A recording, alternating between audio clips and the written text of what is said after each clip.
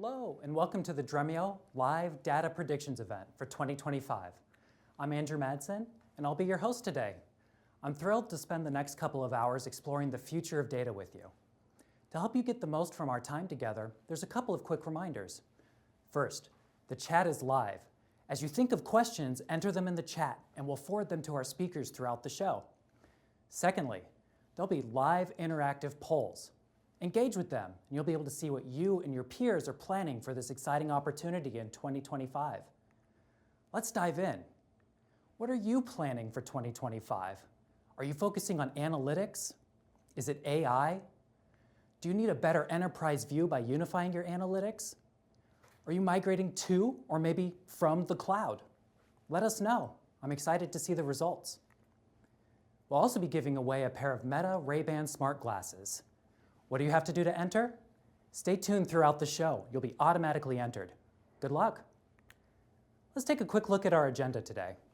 We'll have 3 individual presentations from each of our speakers, followed by a lively panel where our speakers will engage with each other and with your questions. Let me introduce you to our experts today.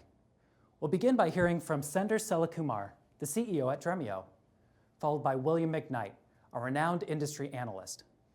Lastly, we'll hear from a Dremio customer, Nutanix, where Tausif Ahmed and Sukumar Berry will share the practitioner's insight into data infrastructure and implementing AI. And now, I'm thrilled to welcome to the stage, Sendur. Welcome. Awesome. Thank you very much, Andrew. I'm so glad to be here and excited for what we're about to talk about today. Now, I have, of course, the privilege of leading Dremio, a world-class organization. Who is Dremio? We are a hybrid lakehouse for the business. We have a world-class query engine, a metadata catalog, and complete lakehouse management capabilities, including a semantic layer. But at the end of the day, no matter what technology we have, what drives us, our customers, and what outcomes we can deliver for the customer, that is the fuel for us. We want to make data leaders heroes in their organization. Our customers leverage Dremio as their data platform to access their enterprise's data, feed AI systems, solve certainly SQL and BI applications, as well as sort of external applications, often at a third of the cost, and coming soon, even more dramatic implications there against competing vendors. Our predictions today are based on thousands of conversations we had in 2024, and what that means for you, the data practitioner and data leader, in 2025. Now, we're of course a data company, so this isn't just our opinion, but it's opinion based upon real data that we've been able to pull from these conversations and a market survey that we've done. And ultimately, coming out of our session today, we want to be able to tell you what we believe are elements to drive success in 2025 around data, and what you should think about as you think through your priorities. With that, let's jump in. Now, as I mentioned, we've had thousands of conversations, and of course also a survey from the state of the lakehouse research that we've done. Now, certainly everyone wants to talk about AI and analytics, and certainly those are consistent themes. But it's one thing to talk about them, but then really about how do we have and change and drive implications for our data leaders, data practitioners, and stakeholders. What do you need to take away based on high-level comments? We're going to talk about that today. As I mentioned, we're about customer value and outcomes. Now, this isn't, as I said, a random prediction of myself or a think tank team within Dremio. We certainly had some input. We've gone from data to driving predictions. So let's talk about our State of the Lakehouse report. It's over 550 plus, 563 to be exact, decision makers across the globe, data decision makers and IT decision makers, and the critical themes that they're focused on in 2024 and the pains you're experiencing and what they intend to solve in 2025. These are business critical shifts that you as a data leader need to understand about how best to prepare going forward. Now, interestingly, 3 major themes that have come out. The first, of course, is lots of discussion around AI. But it's not simply about training an LLM model or fine-tuning, but it's about how are they successful in delivering AI projects for their enterprise and their business units. Second, it's about self-service. How do they empower the business to do more, to democratize data and to democratize value realization from data? And of course, to make that possible, what are the governance frameworks required?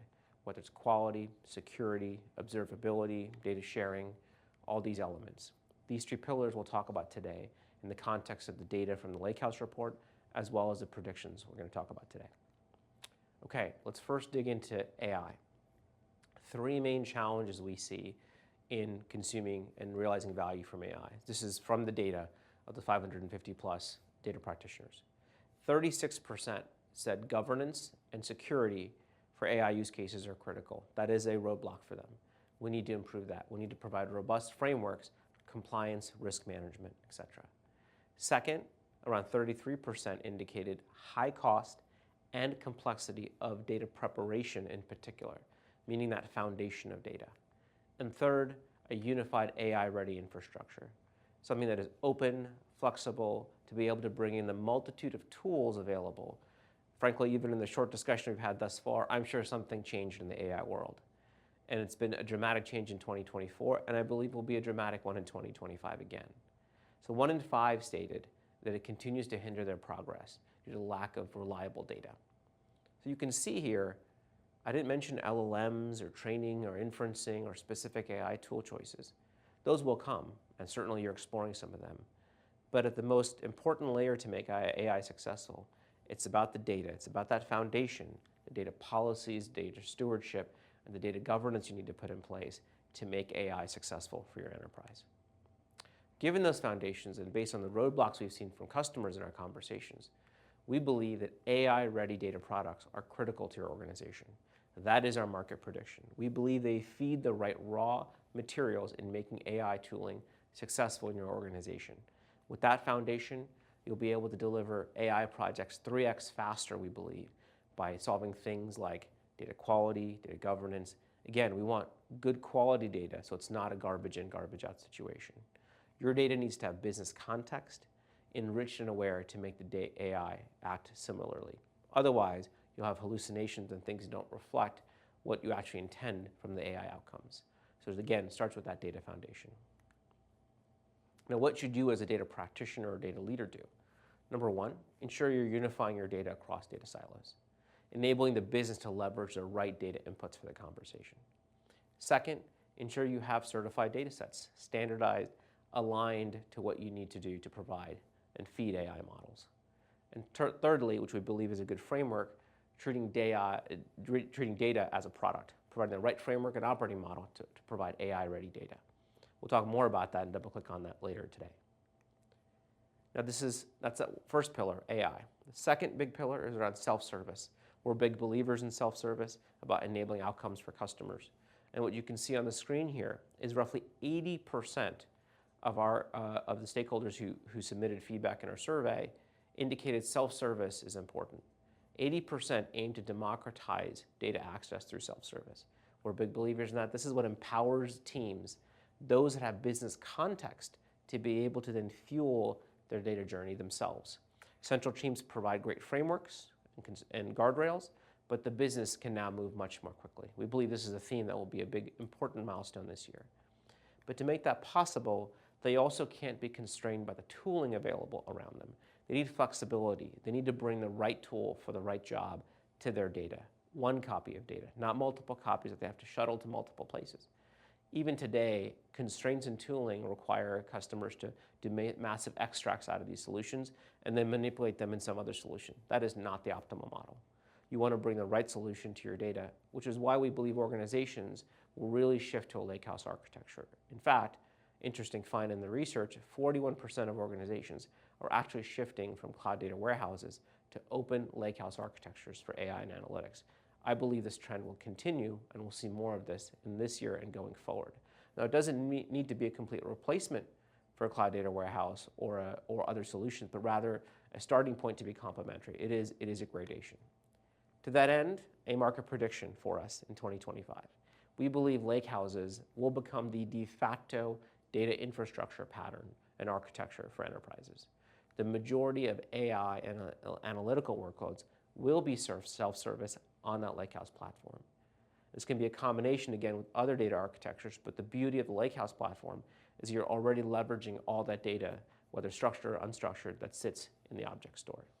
And lakehouse provides the flexibility of tooling required as the AI market evolves significantly, as well as empowering business units to bring the right solution to the job. and what makes them successful in their self-service efforts. So we're excited about the progress on lakehouses and how it will enable self-service. What should you do as a data leader or practitioner? Number one, balance your business agility that you want the business units to achieve with the constraints you have to maintain as a central team. Often those constraints can be things like PII, compliance, it can be regional requirements, GDPR requirements. You have those constraints. But you ultimately want to give the business the ability to move quickly. So set central controls, but enable the business unit to drive velocity and decisioning on their own. Often, they have the business context on their data. They're the ones changing their applications. They're the ones building new digital tools. They're the ones that have the best knowledge and the most up-to-date knowledge on the data that's being put into your pipeline and what's available to them. And so give them the right tooling to make that successful and empower these business owners to bring context to the data. And because they can bring context to the data, they can make AI that much more successful. And of course, the third pillar we mentioned earlier was around governance. Now, governance can mean a lot of things to folks, but first, I want to talk about the table format. The table format has been something we've talked about over the last probably couple of years. In fact, in the last predictions discussion last year, we talked about how Iceberg will become the de facto table format. And when you look at this, you can actually see that 92% of folks who have responded here have indicated they have or will adopt Iceberg as a table format within the next 3 years. Well, why is that going to happen? Is it because Iceberg is a great table format? Yes, it is certainly. But what is most important, customer-centric, is that Iceberg is an Apache project which provides the right governance frameworks in place to have a multi-vendor support model. Who wins there? Customers certainly win, which is critically important. And we see that drive adoption across multiple vendors. In fact, evenly as recently as about a month ago at reInvent, we saw Amazon release several features around enabling more Iceberg-centric capabilities in their suite of offerings. We believe that's going to be the case across the cloud providers, data providers, especially including ourselves. So Iceberg will be critical, and as mentioned, 92% of the respondents indicated an adoption there. The other piece, 42%, cite security and governance as the top barrier to self-service. You can't do self-service without having some rough constraints because ultimately central teams have a responsibility around the data, and so we want to provide that balance. And as noted earlier, this is the year to build the governance and security into your data lifecycle. This is not simply just about the right tooling, certainly it's important, but also the people and processes and policies you want to put in place.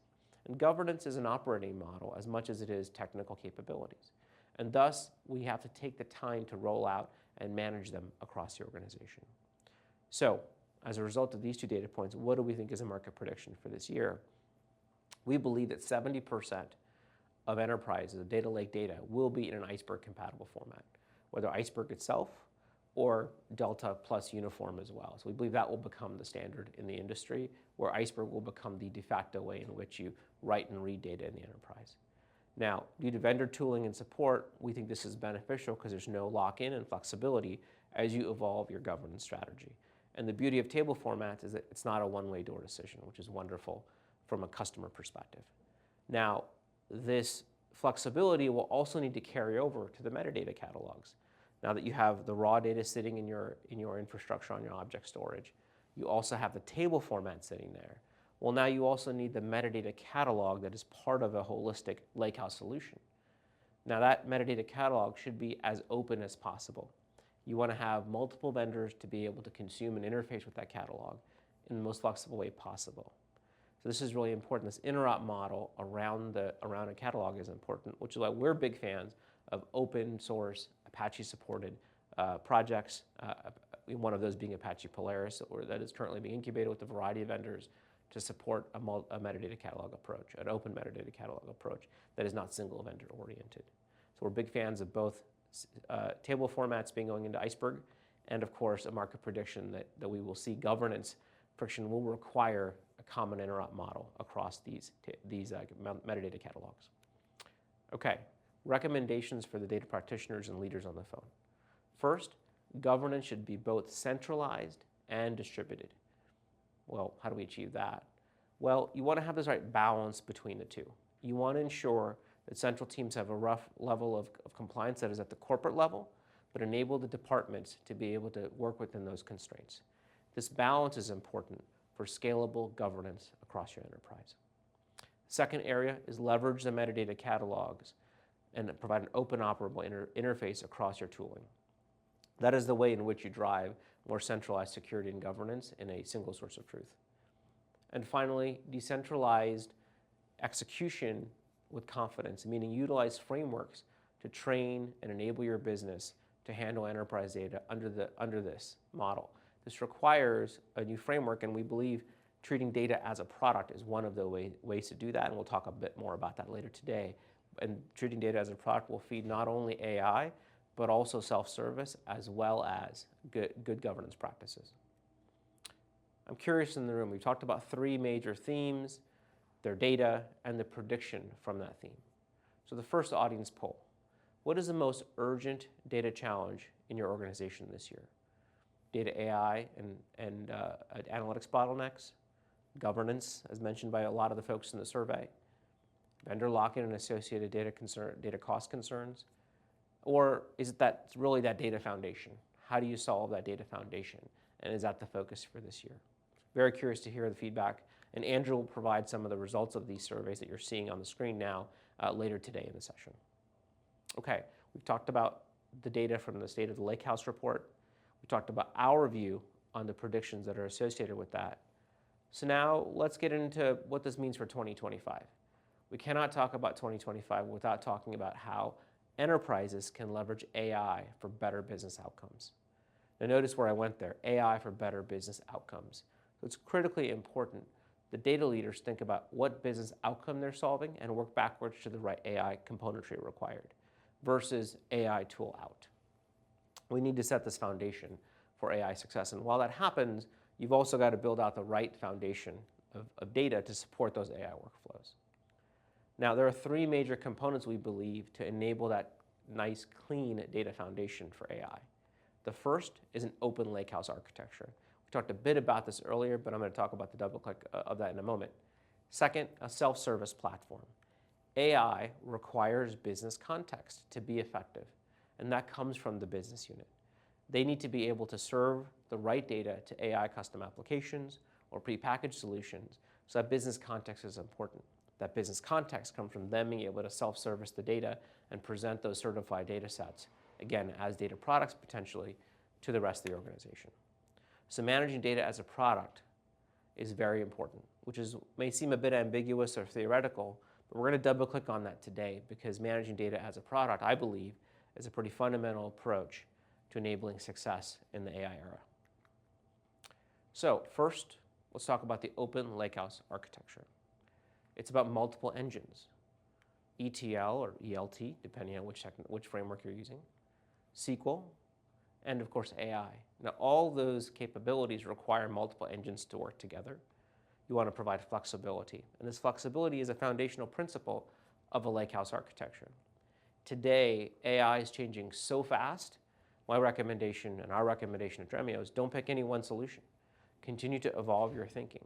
And what you'll find is there are a variety of vertical as well as horizontal applications from an AI perspective that will need to be brought to bear, but at the end of the day, you still need that data foundation that we've talked about earlier.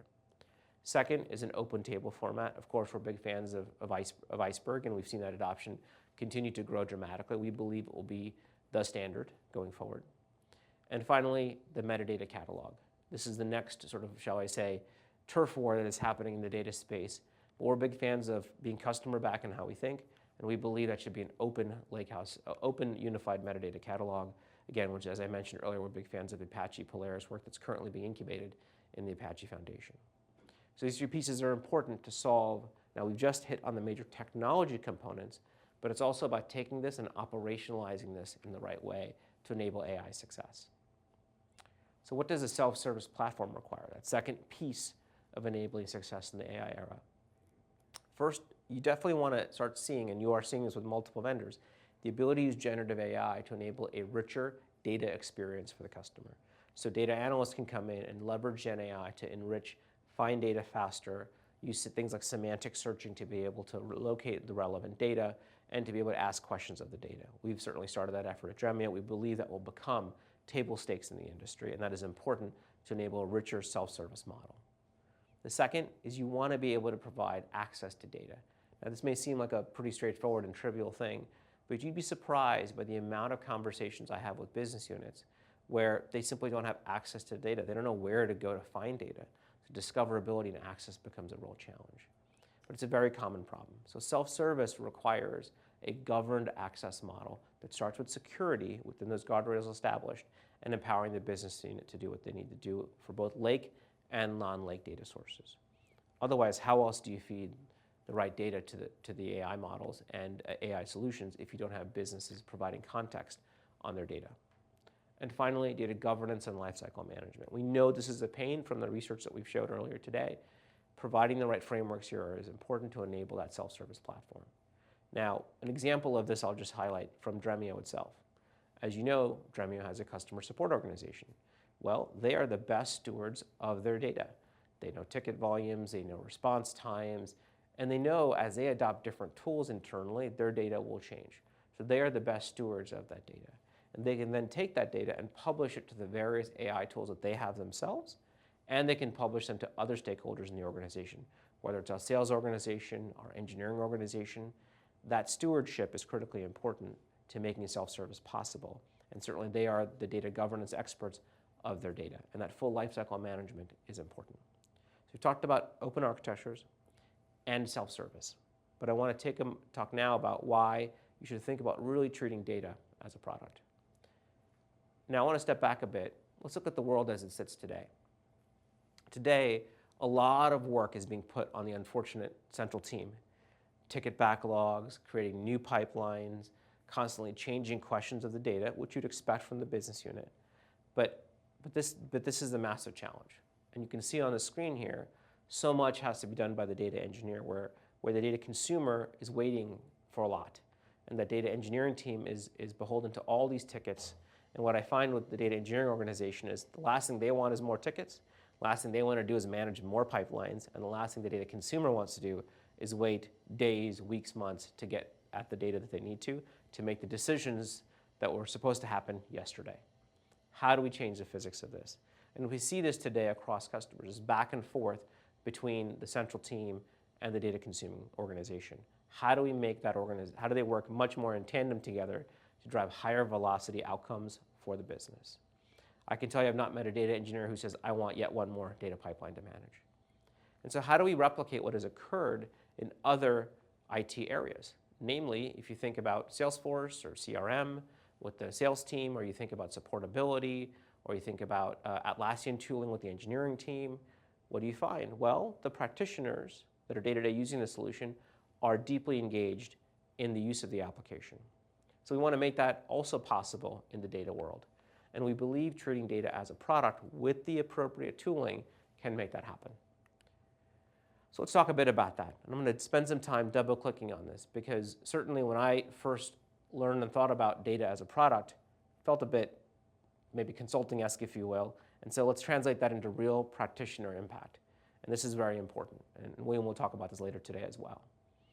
So what does managing data as a product mean? We think of roughly 6 pillars: discover, develop, deploy, govern, serve, and observe. So we're going to double click on these and explain what we mean by those.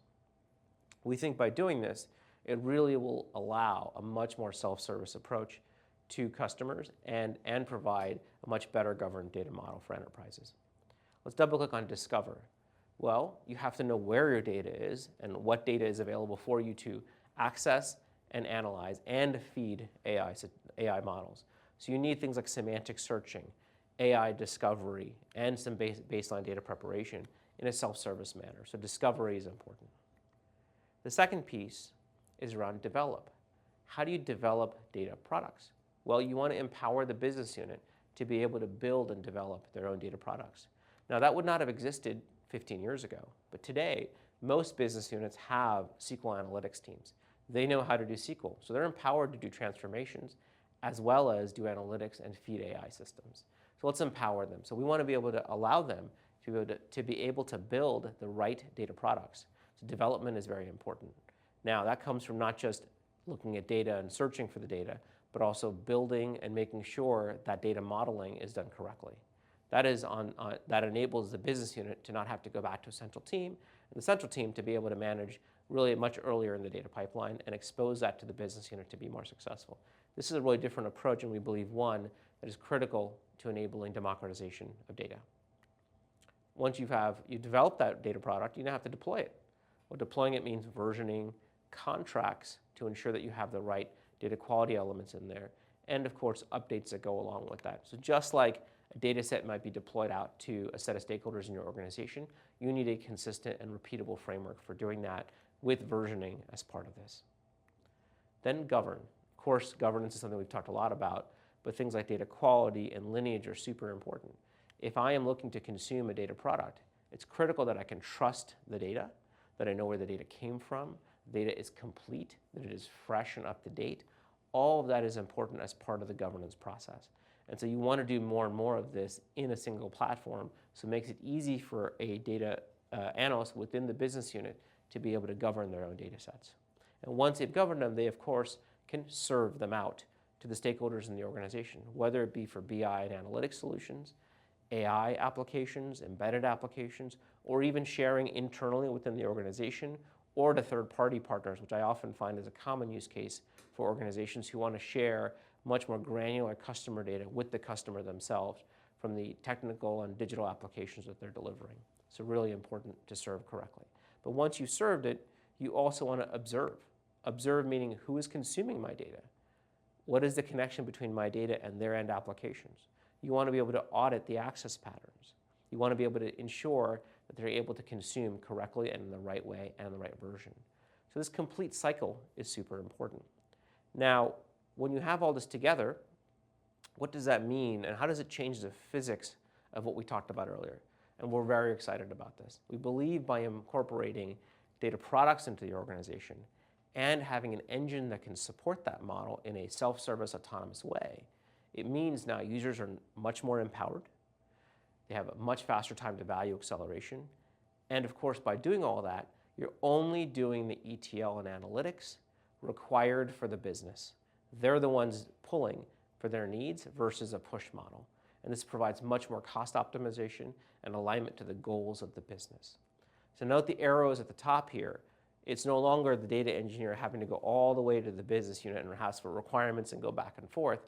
Now you empower the data consumer to do a lot more, again within the governed constraints of the system that we talked about earlier, but enable the data engineering team to focus more on much more sophisticated tasks, enable the data consumer to bring business context within the business unit.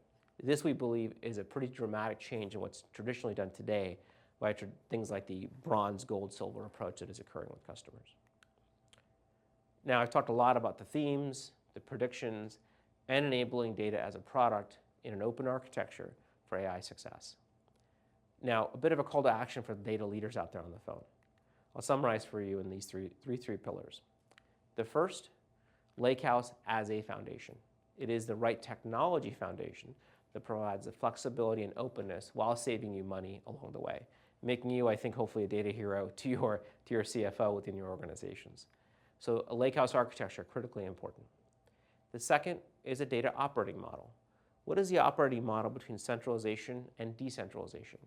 Now, you don't have to pick one. You can start with one and evolve it over time.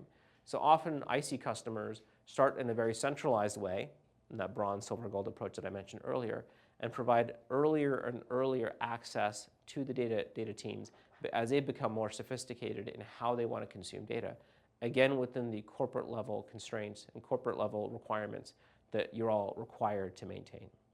And then finally, apply all that in the context of a data product strategy as a framework.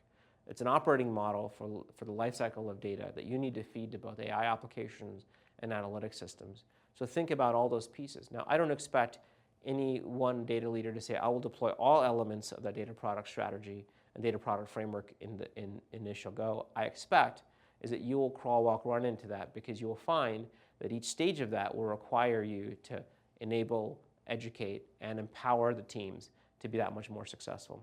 But in doing this, I believe you will change the physics of how you enable data for your enterprise. Hopefully this all makes sense. Thank you so much for the time. Now, I'll do one final question, because we are obviously been talking about data products. How does your organization currently manage data? The discussion between the business unit and your teams. Are those traditional data marts that have been around for 20 years? But are you starting to employ things like data products to then do things like lineage and self-service? Formalize the data product program and make it that much easier. I'm curious on where you are on that journey. And as I mentioned, Andrew will provide some of that feedback and data for you later today as it relates to these elements. Now, speaking of Andrew, let me invite Andrew back onto the stage here. Thank you, Sendur. And if I can keep you for a moment. Yeah. Really appreciate your focus on the foundation of data to power the AI models. And you asked our audience, what's the most urgent challenge for them in 2025? And it came back resoundingly, data quality and governance. And this has been the drumbeat of central data teams for years with analytics, machine learning. But in your opinion, why is developing that foundation even more urgent in the age of AI? Yeah, well, we all know that AI essentially just sees bits and bytes at the end of the day, right? A large language model, or you fine-tuning existing model like you might pull off the shelf, like a llama, for example, you need to be able to feed it intelligent data. Otherwise, it can't make the right transformations in the right way. So we believe that foundation is important. Now, you spoke a little bit about data quality. I actually think it's important to understand. Data quality, it's not something as simple as, I'm going to fix the nulls here, fix the formatting of data here. Yes, sure, that's some of that. But that to me is table stake stuff. That's stuff that can happen by anyone that doesn't have business context for the data. But I think data quality has to be a shared responsibility. I think too often central teams put it on themselves to say, I must solve all the data quality challenges. And I actually believe it's the business unit that needs to take responsibility for the data quality challenges as well. To say, hey, data teams, you do some of this because you can do things like PII, you have the context for it. But frankly, at a certain point, the business units actually own the applications. So they're able to say, hey, yes, we release a new set of capabilities. It has this new data in there. I know what the quality should be for these. I know what the data is, but I need to take responsibility for that. But to do so, I need a self-service way to do that as well. So that's where this interplay is super important. And I think if we can get better as an industry managing this interplay, I think it will make data quality a more shared responsibility and one that will empower AI to go that much faster. Sendur, thank you. Yeah. Appreciate your insights and look forward to more from you in our panel. Thank you. Thank you. And next, I'm thrilled to welcome William McKnight. William is a Data IQ Top 100 Most Influential People and a Thinkers 360 Top Voice. William, thank you. Thank you, Andrew. It's great to be here. Great to be with you today. Great to be coming to you from Austin, Texas, Hookham. My son went to university here. I hope you all stay safe out there. Today we're going to talk about data trends, of course, and I'm going to have a little bit of time here to give you my perspective on how our world is going to shape up in 2025 as a data professional. So,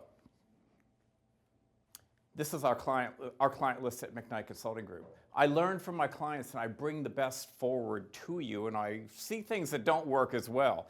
I try to leave them behind. But I'm involved in a lot of enterprise budgetary discussions, a lot of the project formation, and that sort of thing. And so what I'm bringing you is what I'm seeing happening out there in the field and how things are changing in 2025 versus 2024. Now, we saw a lot of change in 2024, didn't we? We're going to see even more in 2025, so get ready. I hope you enjoy this type of experience because it's going to be a wild ride. There's a lot of changes coming down the pike and a lot emerging that are going to just simply change the game in terms of data. Data is just becoming way more important than it ever has before.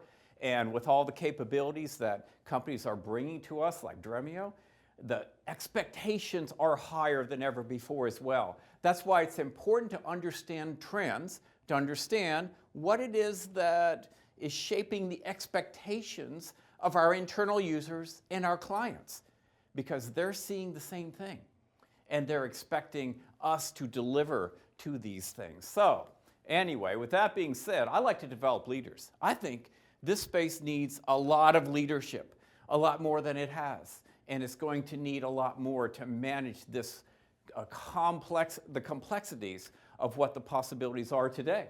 And so how I define leadership is information management leaders of tomorrow can advance maturity while at the same time meeting business demands, okay? We're not going to get, you're going to walk away from today and you're going to be excited about doing all these trends, but we're not going to get a budget for that.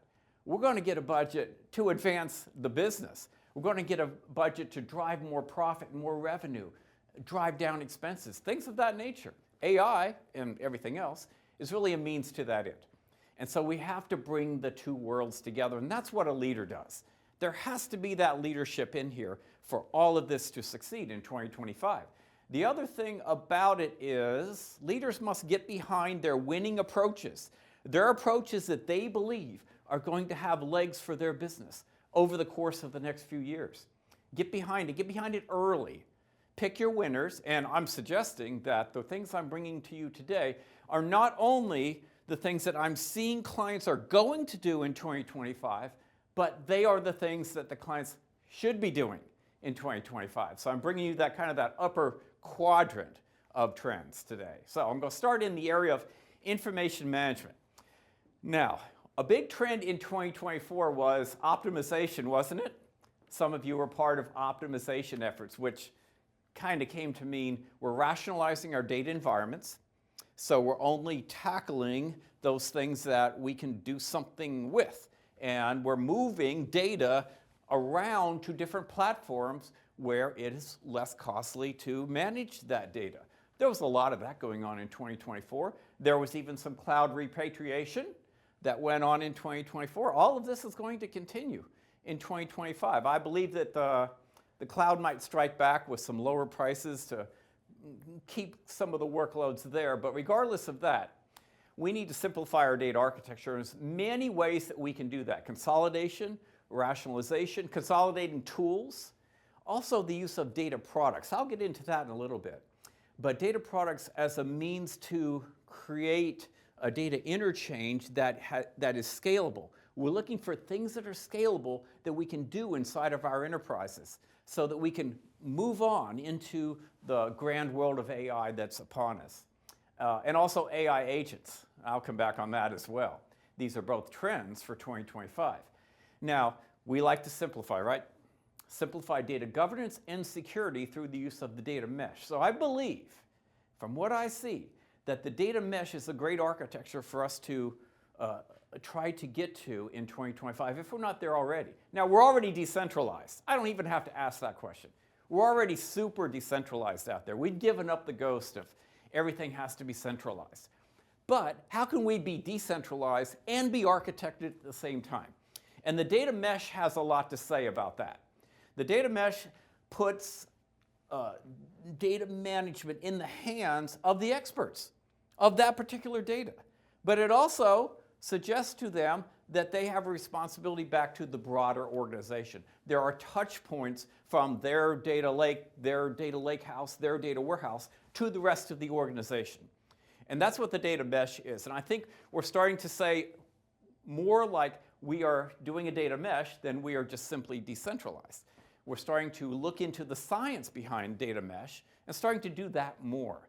So we need to be architected and we need to be decentralized, and the data mesh is the combining of those two things. Now, for years and years, we've been managing structured data. We're doing okay at it.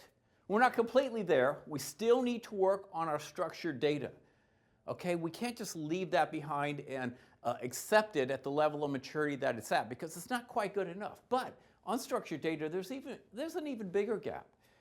There are so many applications now that need to work with both structured data and unstructured data. We need to bring that unstructured data up to parity in terms of capabilities with the structured data. And so, how do we do that?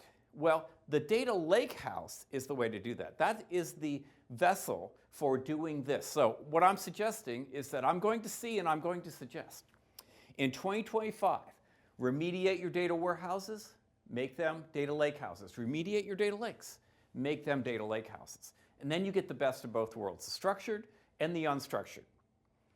And we're also going to see, by the way, inside of databases, not a single model, but many models, multi-model. So we're not going to have one-off databases for JSON data, graph data, vector data, and so on. We're going to be doing a lot in a few, okay? That's going to really be a hallmark for 2025 as well. We're going to accept the capabilities that these databases have in these multi-models.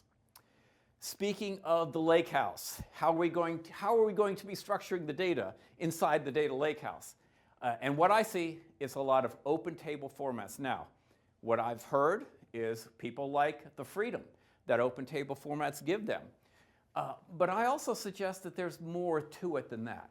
Full SQL capabilities practically can be had when you put your data into an Iceberg or other open table format, especially Iceberg though.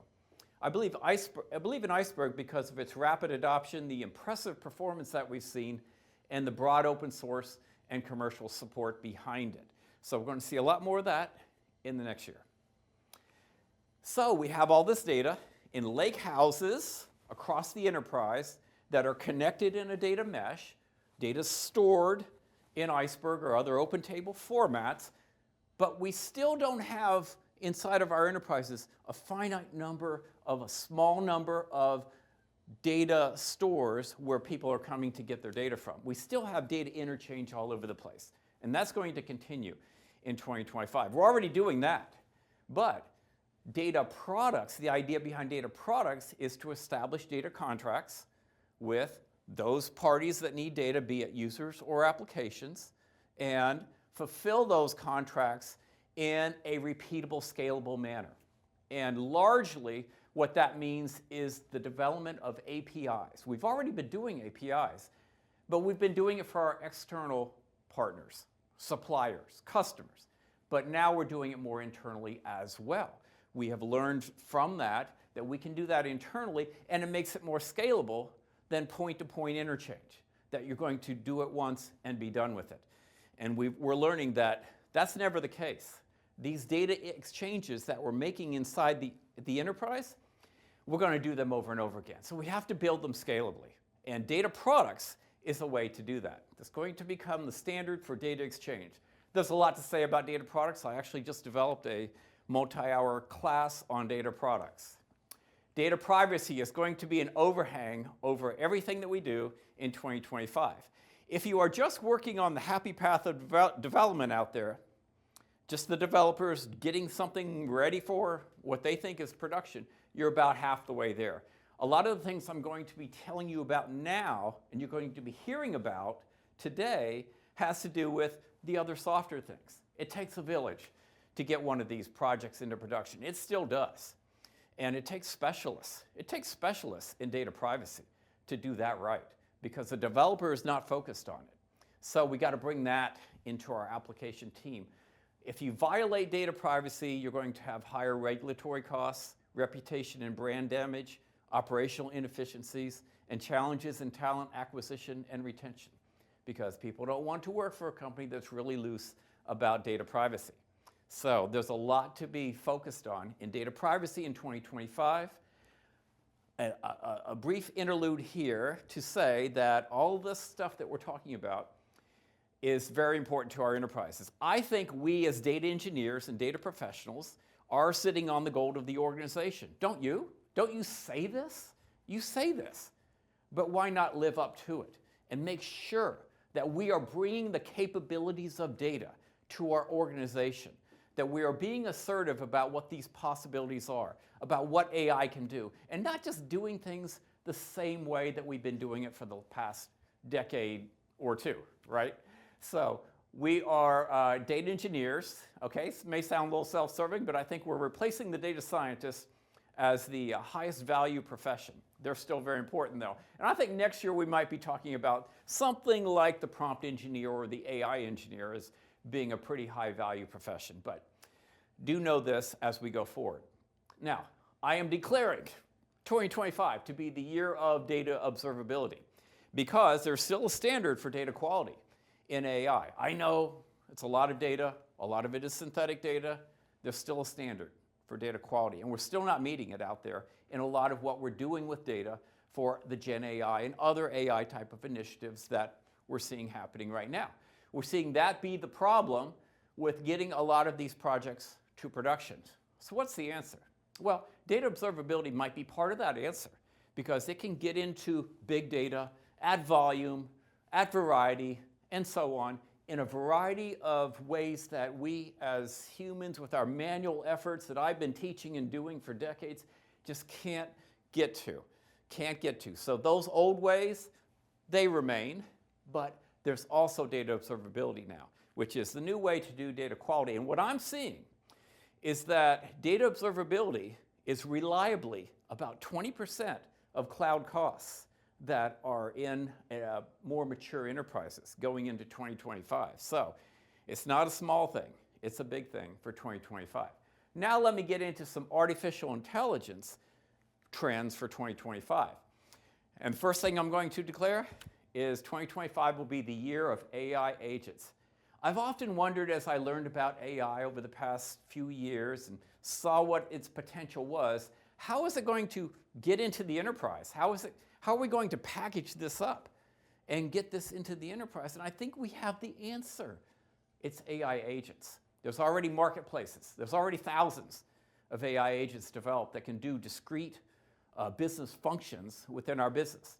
I bet there's 100 business functions in your business today that there are AI agents built for. I'm not saying they're all good or they're all applicable, but it's certainly a marketplace worth exploring, because what these AI agents do is true AI. And they also autonomously perceive the environment, so it can act on things that's happening in the environment and adapt to company behavior over the course of time. For example, let's say you have an AI agent in the supply chain area, okay? It can automatically manage inventory replenishment. It can look at all the factors that go into inventory replenishment. What vendors are there? What are they offering? What do we need? What's the supply? What's the demand? What's the warehouse capability? What's the temperature need for that? And so on and so forth. What's the geography and so on? Just so many factors that we haven't optimized. We need AI to optimize this. And probably 100 other things in our enterprises today. So watch out. 2025 is going to be the year of AI agents. We're going to be talking about AI agents at the end of 25 as much as anything. It's going to be that big. Now, we've had some Gen AI success. There's a lot of areas that we've had some Gen AI success in, to be sure. But I see 2025 as the year that we're going to have a lot more. What I see is about 25 to 30% of the projects that I've seen have a meaningful Gen AI component to them. Now, that Gen AI component may or may not be driving 25% of the revenue of the project, but it is a meaningful part of the project. And this is coming in areas like automated customer service, predictive maintenance, fraud detection, personalized marketing, different healthcare and diagnostic treatments, and so on and so forth.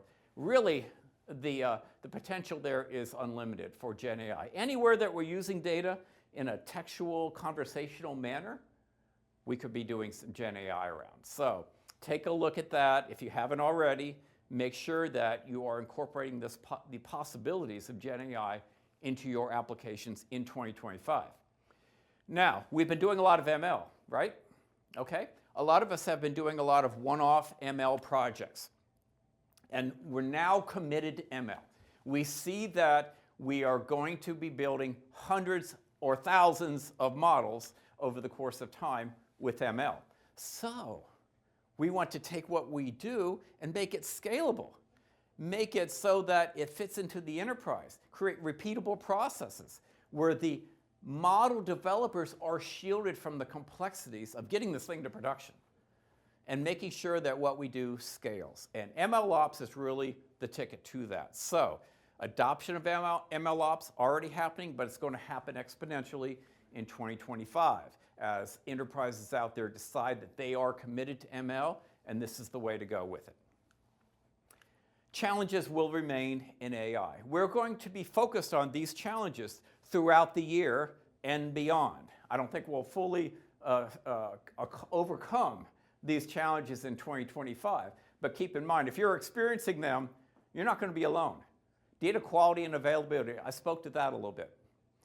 Explainability, the expectation of explaining AI models is going to grow in 2025 as a result of some regulation and just because the expectations of our customers is something new that we're doing, and we have to be able to explain it. We can't just explain it to the point of, oh yeah, and then the algorithm does it. But now we see that the algorithms, the LLMs, are starting to tell us what they're doing at the level that's appropriate to be explaining that model. And we're going to see more of that in 2025. As a matter of fact, I think a new role within the enterprise is going to be, call it an AI explainer, if you will, but somebody that focuses on explaining the AI models to all the stakeholders. Scalability and performance will remain a technical challenge. I spoke to that a little bit. Bias in our data and fairness in our data. Make sure you have enough of a corpus of data to manage all of the subunits of your data, okay? So that your data well represents the market that you want to utilize for this project using that data. Transparency and security, and finally accountability. Accountability to make sure that what we're doing matches to a business goal.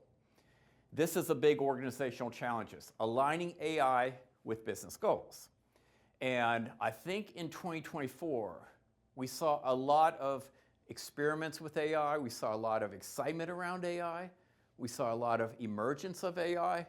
But we didn't necessarily see all of that driving towards business goals. Business goals haven't changed. It's still profit, revenue, expense reduction, expand into new markets, get our customers to use multiple of our products, things like that. It's still the same. AI is just a means to that end. And am I saying that an enterprise shouldn't be experimenting with AI, getting to know its capabilities in a more intimate way? Yes, but don't get ahead of yourself. There's probably 100 projects, potential projects within your enterprise that you could be applying AI to, so you make it real that way. So make sure that you are tying your AI initiatives to business goals in 2025. That will still be a challenge, though, when we get to the end of the year, but it's something that the leaders are actually going to overcome this year. And know what you're building, a program or a project. Are you just doing a one-off AI project, getting something done? That's great.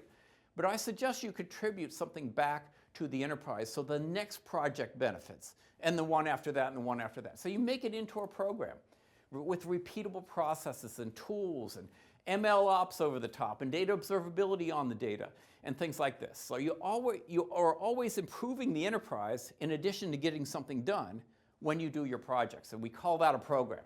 So think program, not project, and that will set you ahead in AI in 2025. Now, there's going to be a lot of organizational resistance. We're seeing it already, because when I say AI to an enterprise, there's 100 ways that is taken. People have real reactions to the fact that you're bringing AI in. So let's get ahead of that. And I say with a program of organizational change management, where from the top through all ranks of the organization, everybody knows we're doing AI, why we're doing AI, where we're doing AI, how we're doing AI, and what it means to everybody, including your customers. And so with a program like that, that can ease tensions and allow for AI to continue within the organization. So I think that's a very important program to adopt in 2025 for all of your AI initiatives. I also see some emerging roles in the enterprise. So by the end of the year, bigger enterprises are going to have all of these roles in their organization. Prompt engineer, AI trainer, AI auditor, cybersecurity analyst, AI ethicist. How about that? We're starting to see that already. AI business strategist to marry the business needs up with the AI capabilities and the projects that we're doing around AI. And a data broker for all that third-party data that you're undoubtedly needing to make your AI successful. Regardless of all that, we're still going to have a skills gap throughout the year and at the end of the year. So if you're thinking about, well, how do I find my way inside of the organization that's doing AI, it might be in one of these roles because there's going to be skills gaps around that. So, in summary, what are my big trends for you to not only do, but also that are going to happen around you and you need to be aware of? Data lakehouses, becoming the de facto standard for storing data. Now, It's going to be something like, for those of us that were around 15 years ago, when we were talking about data warehouses, it's going to be something like the way we talked about data warehouses back then. Everybody needed one, and there was a big clamor for it. There was a lot of science around it and so on. Yeah, data lakehouses are going to be that. That brings unstructured data to parity with structured data and gives you a lot of the capabilities pretty much at par with what we have in the data warehouse today. We're going to be organizing those lakehouses in a data mesh in the organization, not just a decentralized mess where we maybe have documented some of that in the data catalog. No, touch points in the architecture so that it's truly architected, a truly architected data mesh. And that's the organization, the architecture that enterprises are going to be striving for, whether they name it that or not. This is what they're going to be striving for. And that data is going to be formatted in open data formats for all the benefits I talked about there. It's going to be a lot more of that in 25. We're going to exchange data in the manner of data products with data contracts and repeatable processes, repeatable feeds throughout the enterprise. So take a look at data products as well. There's going to be more Gen AI success. AI agents are going to make their way into your enterprise, and they're going to be taking over some business functions. And this is a huge trend I see in 25. More regulation around privacy and AI. Okay, we're going to have to keep an eye on that. And I've declared it the year of data observability, so we have a data quality standard in place so we can do all this AI. And that brings me to the end, and I will see you again at the Q&A. I think Andrew may have a question for me, though. William, thank you very much. And I appreciate your insights into data products and AI. Earlier, we surveyed the audience about the maturity level of their data product journey, and the vast majority are very early in their journey. Right. How would you advise an organization considering data products, but they're meeting organizational resistance against implementing a full data mesh? Well, the two concepts can be somewhat separate. But when you bring them together, you get exponential value. But I don't see data products as being emerging as an organizational standard like from the top, like from an architectural committee in 2025. I see a data professional that has a requirement to deliver data to an application or to a user as adopting a data products approach and perhaps building an API for that data. And I see that creating a groundswell, because that's going to work great. I see that creating a groundswell within an organization so that data products emerge no matter what the structure is. Now, if the structure is architected in a data mesh, it's going to be so much better, because as a data product builder, I know where to go to get the data. I can trust it that it's clean. I know who is good, which structures are good at what data, and how to create that data product. So they work together, but they can work separately as well. Wonderful. William, thank you very much. We look forward to hearing more from you on our panel. Very good. Thank you. And with that, we're thrilled to hear from Tausif and Sukumar from Nutanix, where they are leading the charge on data infrastructure and AI. Tausif and Sukumar, welcome. Hi, everybody. First, thank you to Sendur and everybody at the team for the opportunity.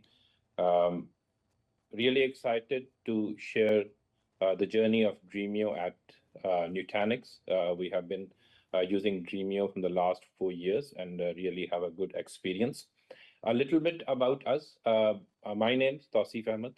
I'm a senior manager data platform. I have around 20 years of experience and working with the data and data-driven intensive BI systems. Sukumar, he is a senior database administrator. He manages the whole ecosystem of our databases in Dremio and Postgres and even the big data platform. So before we go to the Dremio journey, a little bit about Nutanix. So Nutanix has really revolutionized the simplification of how the apps and data is managed. The whole idea of Nutanix is that it takes the complexity out of running the IT infrastructure so that the business can concentrate on the business. It's a hybrid multi-cloud solution where you are not tied up to one vendor. At any point in time, you can move seamlessly your apps from cloud to on-prem and to a cloud of your choice. So this is about Nutanix. Dremio, we have been using Dremio as our data as a service platform, and Sukumar is leading it from the day one. I hand it over to Sukumar. Sukumar, do you want to give, how we are using Dremio and the journey about it? Oh yeah, sure. So we are very excited to show you the journey of Dremio at Nutanix. So a major problem for us or a challenge for us is how to handle the data when we as a company are transforming from a hardware to software to licensing to subscription model right now.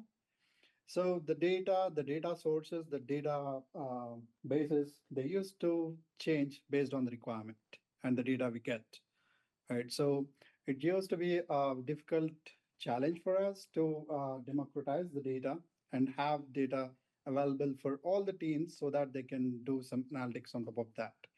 It might be a data from our dev environment or our production data.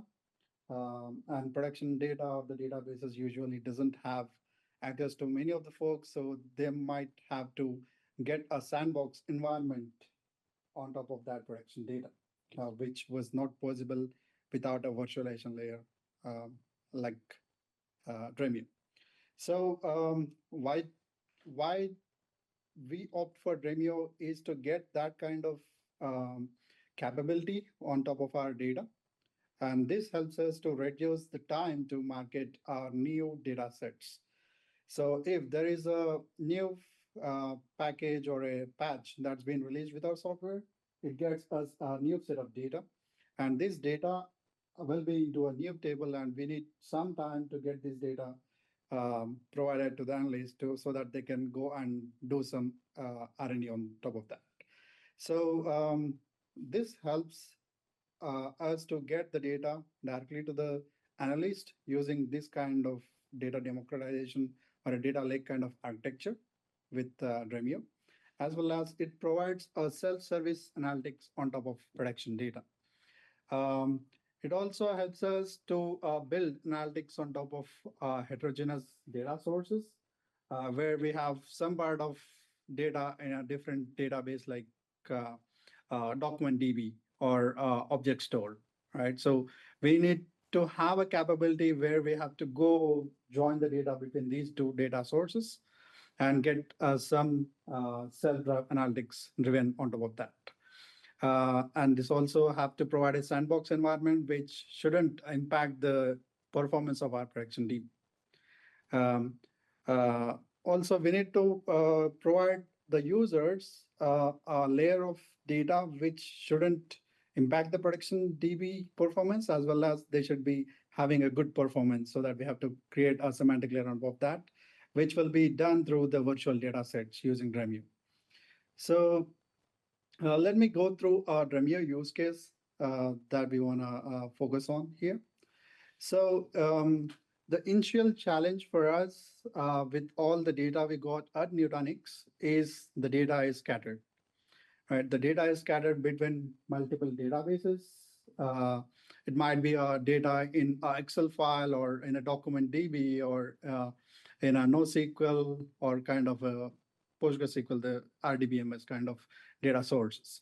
So most of these databases, there are non-prod and prod. We usually get the access to non-prod, and probably the data between these two databases or the staging and the prod databases might not be in sync in real time. So we need to get access to this production data for the analyst, which used to take us a lot of time to go and grant access to each of those users, right? And joining these data sources across heterogeneous databases was always a problem for us, right? The solution for this one is enabling a data lake where we have data from multiple data sources funneled into a single system, which we call as a data as a service platform, right? So this enables us to grant access to multiple users or multiple teams in a click of a button. All right, so we provide the data from multiple data sources in a single place. It's just kind of a click of button where we can grant the access to that data, and this way we democratize the data. Also, it helps us to provide the data discoverability for multiple teams to do their analytics. So this is a Nutanix reference architecture, how we have implemented this using Nutanix object store storage. So what we did here is we can actually have a cluster of different, let's say like a set of 5 VMs. And top of that, we install the package of Dremio, and then we can funnel different data sources into that and put it, which was working fine for us until a couple of years ago. But after that, when we have implemented Nutanix Object Store to work with this setup, we had a capability of converting that data sources into Apache Iceberg tables, which gave us a performance boost from like 30% to 100%, where we were able to create the final data set as Apache Iceberg table, and enabling some reflections on top of that, so that we are getting a very high performant data sets. So,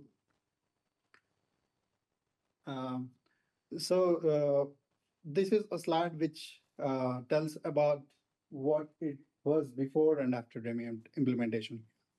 So before, as I was saying, like we don't have access to production data or the databases, because that hinders the performance of our actual application, which gets the telemetry data from the systems that we sell, right? So even though we get access to production databases, there might be a gap where we will not be able to join the data sets from heterogeneous data sources, right? So we can't. There is no option to join a data set between document DB versus a S3 storage kind of thing. So they have to get the data into a file from both the data sets, do some analytics on top of that manually, and then push the final data set into the database again. So there are multiple teams involved here. Either it might be granting the access, or it might be checking like, is that a good data source, or is that the internet data source? So we need to have multiple people review that and provide us the actual details. And a lot of hours spent verifying the data sources, even though that is present. So we need to go check with the people who manages that data, as well as the team which implemented that change and pushed into the production application for that systems. So the permission management, it used to be complex because we have to go through multiple teams or the data owners to get access to each of those databases. So after the implementation, it was a easier platform, a data as a service platform, which is centralized. And this helps us to create the connection well in advance. So we have all the data in place there. And we have a governance policy, which defines like who can approve. And this will be only one person or one team which approves the access to the data, right? So it took out all the teams' dependency to granting the access. Instead, the team who manages that platform itself grants access. So the time to get access to that data has been drastically reduced, right? So we also have these virtual data sets on top of some of the critical data sources, and these are enabled with scheduled refreshes, so that we get the downstream applications refreshed very soon or very performant.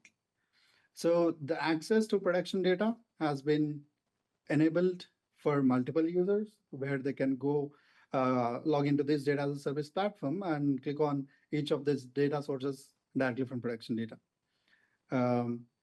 As we want the users to access those data sets which they intend to, that is possible through this implementation. And the governance, as it has been governed by a single team, the implementation is simple. So the key components here for this solution are the data lineage, data catalog, and the wiki integration. So data lineage, this helped us to show what are the data sets involved in this final data set that we have provided, or the virtual data set that is being tagged to a dashboard, or let's say like a downstream application. So when SRE from support, they want to see like where this data sources for dashboard, they can directly come here and they can click on this and check the graph of all the data sources being consumed for that dashboard, right? So having a data catalog at column level, that helped to reduce the time of analyst going around to different people and checking if that's the correct data field or the data object they are trying to analyze, and if that is what they are intended to. So having a column level definition for each of those columns will help not only for accurate data, but also for helping the users to cut down the time they spend on verifying the data source. We have this standardized metadata for data catalog so that it keeps on updating as and when a new data object is added. Coming to the wiki integration, this says what the data source is, where the data source is sourced from, and what can be, what are the fields present in that data source and how they can be used. And this also helps us in avoiding this misinterpretation of data or the columns that's been used by the analyst, even though it has the same name in different data sources. So what is a business impact and the quantifiable results with this implementation? As we have about like 200 plus users, active users on the platform, we used to have, or the team who is managing this platform used to get a lot of queries or a lot of tickets to say like, what is this data source and where is this data source coming from? Or is this the correct column that I have to use for this kind of analytics? By marketing, they have to go to marketing data and see like this ID is correct or not, right? So having this catalog help them to say like, yes, this is the correct field they have to choose because it says like marketing dash ID or something like that. So this helped us to reduce the time we waste or we spend on checking or verifying the column ID and the source of the column ID. It might be about 20 plus hours per analyst who works on the platform. And this also provided us with 100% access to all the production data sets, as well as the time to implement or time to get that data sets to market to our company folks would be pretty fast. So who is benefited by this implementation is like kind of a major set of the users in the company, like who all works on data analysts, data scientists, data engineering, and the business. So it helps the business to take quicker decisions and accurate decisions based on this data as it is democratized. And the discoverability on this data is pretty good because of all this data cataloging and the wiki integrations and everything. And data engineering team, it's a simplified data governance. They don't have to go around multiple teams to get the access. Instead, they can just log a ticket with those platform where we are managing this data as a service platform, and they should be able to grant the access. Data scientists, it is a platform which provides a self-service exploration of production data, where they can have a copy of their data as a virtual data set, and they can do a lot of analytics or R&D on top of that data without impacting any performance on the production database. So it also helps the data analyst to see like if that data is correct, or they can come back, they can do their analytics on top of the data sources they actually have access to, and they can verify if that data is correct or not. As well as this opens up the platform for all the ad hoc analysis for multiple people who join the company and they want to see like what are the data, what is the data that we got, and do some exploration on the data. So data lineage, data catalog, and wiki integration are the key enablers, as well as we have this data democratized. We have these things to help us to democratize the data across the company, as well as enable the discoverability on the data. So thank you for giving us this opportunity. Yeah, thanks, Sukumar. A very comprehensive overview, and I think we can go back to Andrew. Sukumar, thank you so much for your time today, and Tausif, thank you for staying with us to join the panel. I'm joined here in studio again with Sendur and with William, and we're going to address some questions that have come up already in the past and some questions from the audience. Tausif, I want to begin with you. You ended your presentation by focusing on business impact and business results. Andrei Berezovsky, the chief of data at Nova Global, asks, is there any real business value behind these trends, or are they primarily driven by the interests of data professionals? How might you respond to Andrei? Yes. So a few things is that in terms of the 2025, and as William was saying, that we will see the rise of AI agents and all that. The companies will focus on the unified data platform, and the unified data platform will be different than the data lakes. In a way, is the data needs to be accessible and data needs to be cleaned and curated, and the APIs needs to be standardized so that the data that we are getting is of high quality. So we are definitely seeing the trend of being the data at the forefront, but the requirement for have a better and clean data will be more. Maybe if I could add to that a little bit, it's a great answer. I'll say, you know, having been in the tech industry for so many years, the data space has so many terms and so many trends. But what I would say is for the audience, you know, even if this is a prediction session, I come back to, you got to think about the outcomes you're trying to solve for the business. Like, think about those outcomes, and I think you hit it well. You know, the outcomes that you are solving for the business is what's going to fund the project, is what's going to determine the longevity of the project. It's one thing to do the project, but another is, are the business stakeholders getting value? So I would consume this as, hey, here are data points and trends that we're seeing in the industry, and you pick what you think is most relevant for your business in the context of your business goals. I'll give you just maybe two concrete examples of this without belaboring the point. One is the data quality piece. I don't trust my data in the enterprise, so why would I do anything with it? That's a very common problem I hear. So maybe data governance and data trust is something you need to really focus on this year. Another one might be a customer that says, I have a globally distributed set of subsidiaries. I cannot move data across them because of data silos or what have you. And so that's another example where it's a different problem. And so in that example, it might mean you need to disaggregate data as a product and ownership across the organization. So each of these have different solutions.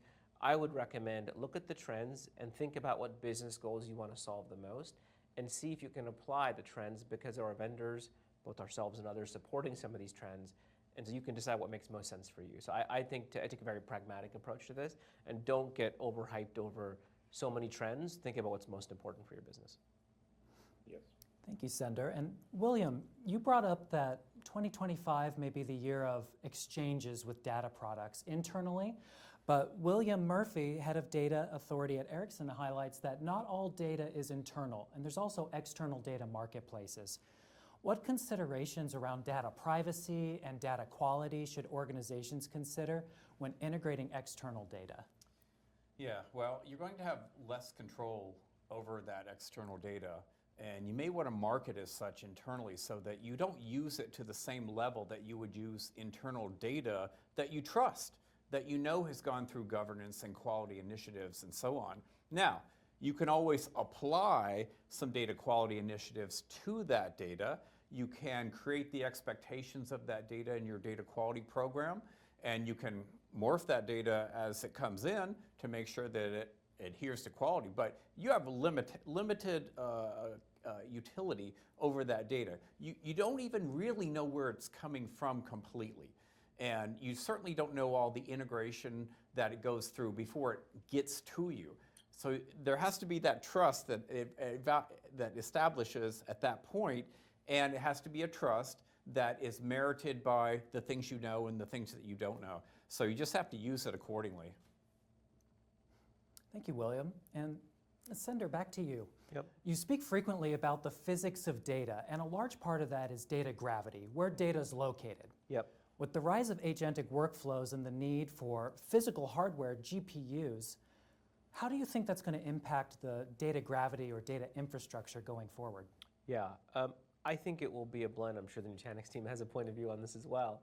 But I think hybrid is here to stay. I think there are, most folks that go into cloud, they see it as initially it was a cost savings exercise, and that can still be the case for certain folks depending on the right application type, microservices oriented architecture, what have you. But a lot of applications have also found, I think you mentioned this as well, William, like some repatriation that's happening given the GPU pieces that are going on. I can't predict transparently in 2 years, even given how fast that innovation is occurring, how GPU volumes will impact the amount of on-premises infrastructure. But it's suffice to say, I think that as a data practitioner, know that you'll live in a hybrid world. That I think is maybe the most simplest way to think about it, number one. And number two, plan your investments that way. So don't put all your eggs in one basket, because these evolutions are moving very quickly. And if you take an outcome-based approach, you won't pick the wrong choice. I think that's really important. So I think that this will evolve. So my short answer is, I'll come back and don't try to over-predict where things are going to go, and be flexible for the business. Thank you. And Tausif, as a practitioner in the field actually implementing AI, what's your viewpoint on how organizations can balance the need to continue the lifeblood analytics while modifying the infrastructure for these new AI workloads? Yes, and I will just add to what Sendur has said about the hybrid will definitely be the way forward. And the idea there is to be that if the coming years are gonna be, now that we can predict, but the change is pretty massive. And the idea there is that infrastructure, which is more flexible, which can ingest all sort of data, whether it is text, audio, video, and it can manage cost. You can choose cloud, public cloud when it is feasible, and you have the choice to move things on-prem. I think that flexibility, any organization that is more flexible will have a better, they will have a competitive advantage. Thank you. And AI is not only changing our physical infrastructure, but William, as you noted, it's also changing our team dynamics. What skills do you think organizations should prioritize as new roles evolve and new needs evolve within data organizations?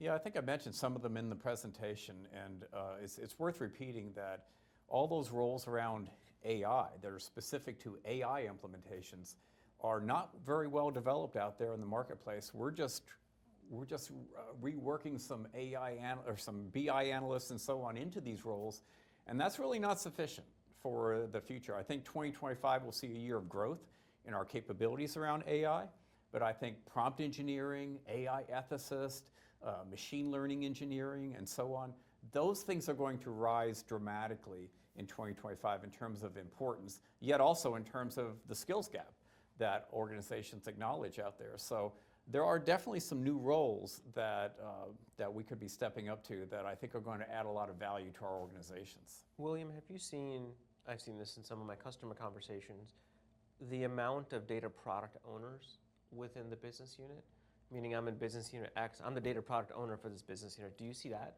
role? Yeah, absolutely. I see a lot of what used to be the hallmark of a central IT data organization Yep. now being needed throughout the business. They may not be in central IT, but they're still doing data engineering.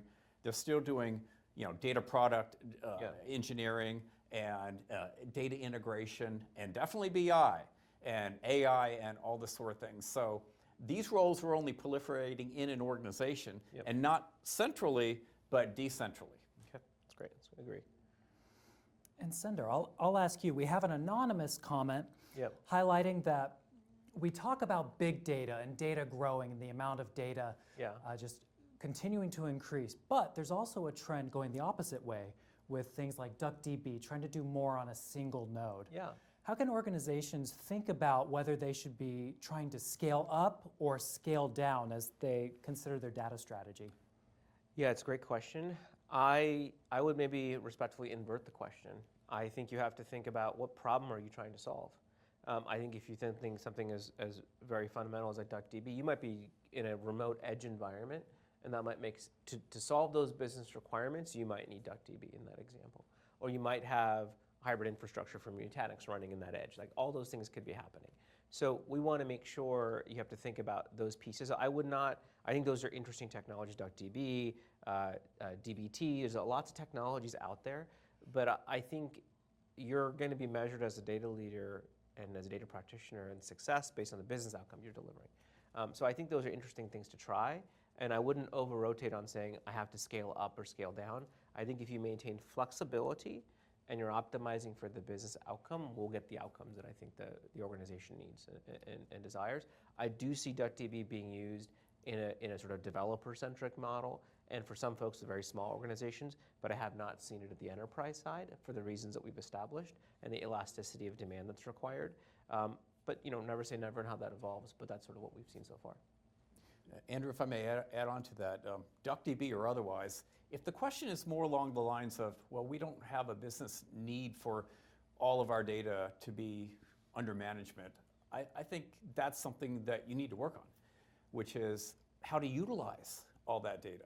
So as a data engineer or a data practitioner out there, it's just not good enough to respond to customer requests and meet customer demands. We must today be asserting all the possibilities into the organization, and that does include getting all data under management and utilizing it. So big data may be less interesting per capita than your old alphanumeric structured data that you have in the data warehouse, but it's still interesting. And it's also the area where competitive advantage is going to be forged now for the next few years. So it is important to understand, figure out how to utilize that data in all business processes. Thank you.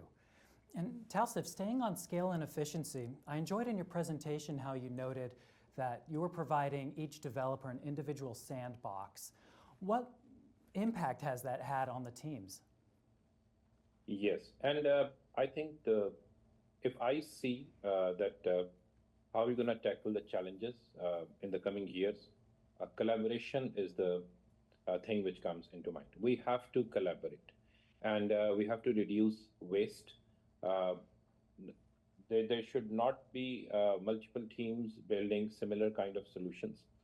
So the idea of conformed dimensions and consolidation and standardization will be a key.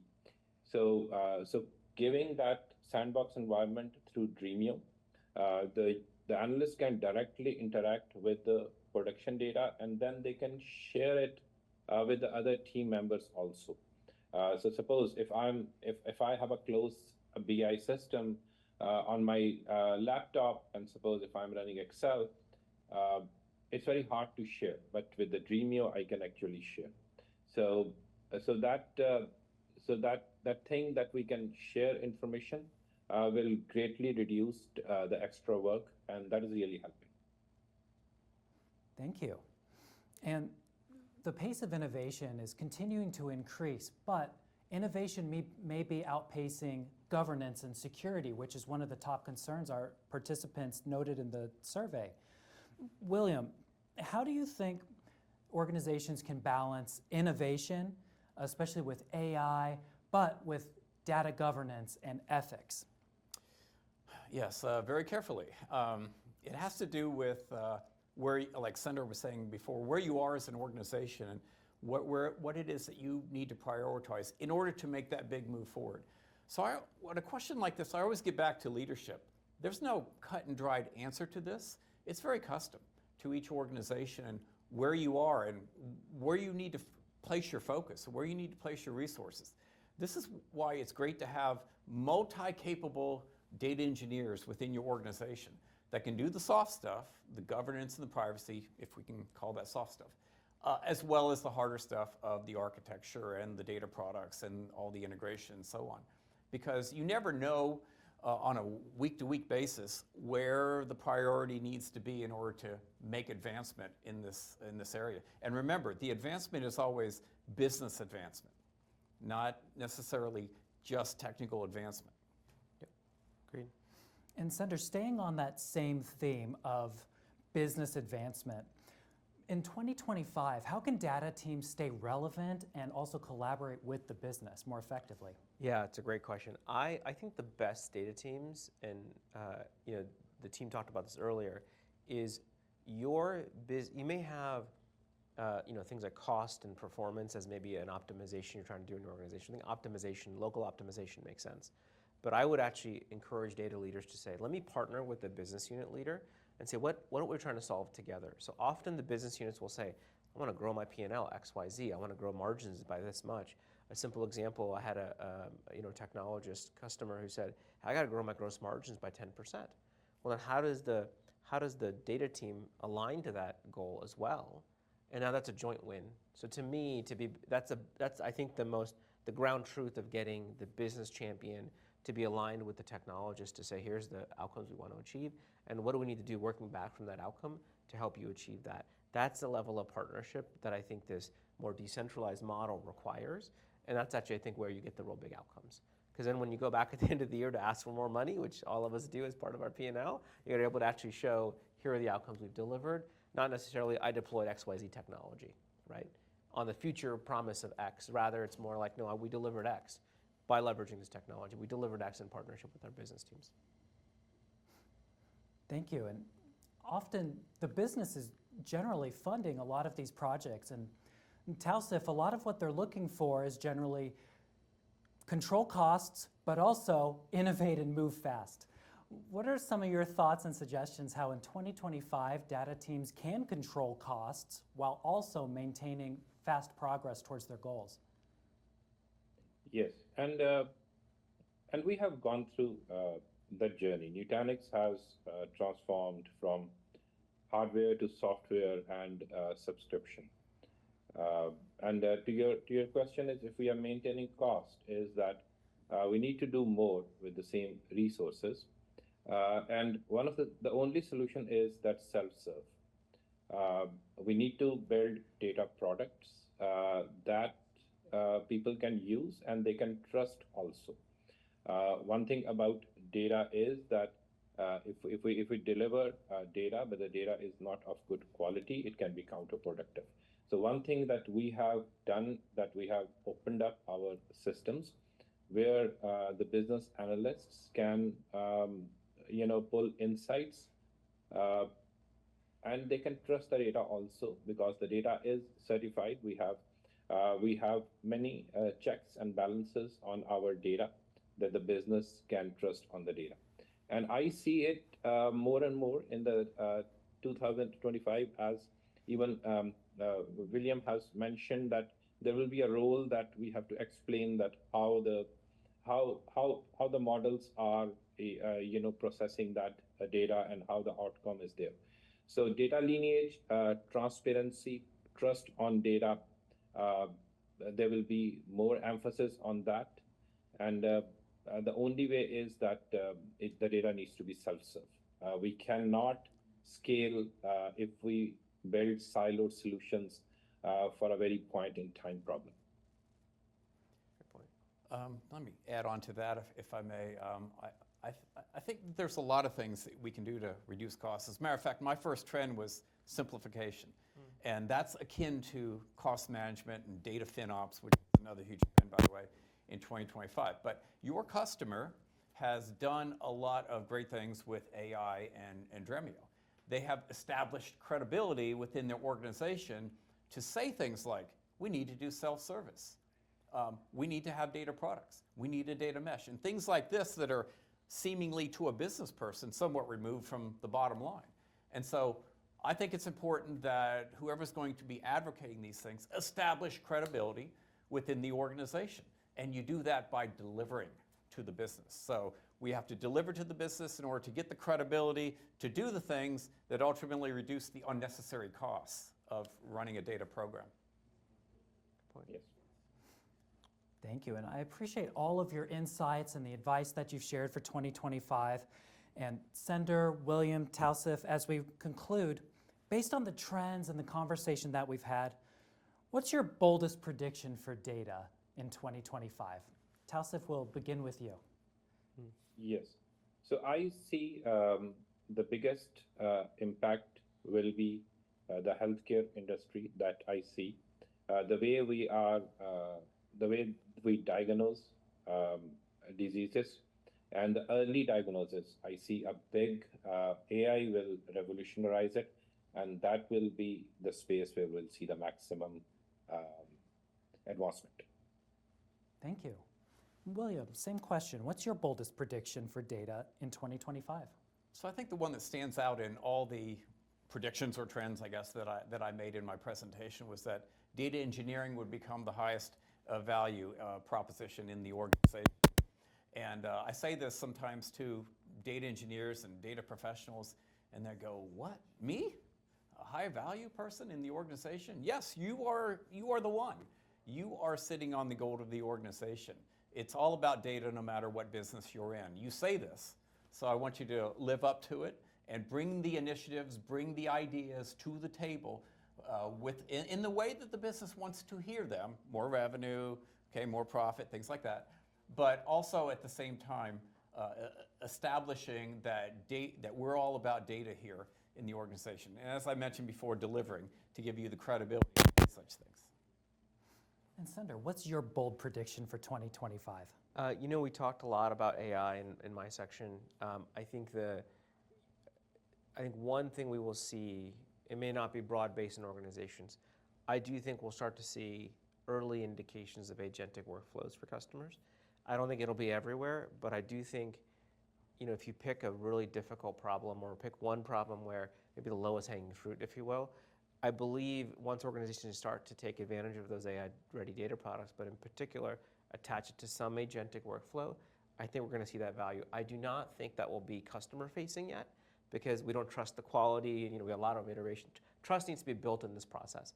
But I do believe that there will be internal-facing applications that agentic workflows could start to enable because, let's face it, we can do a few mistakes with our internal employees.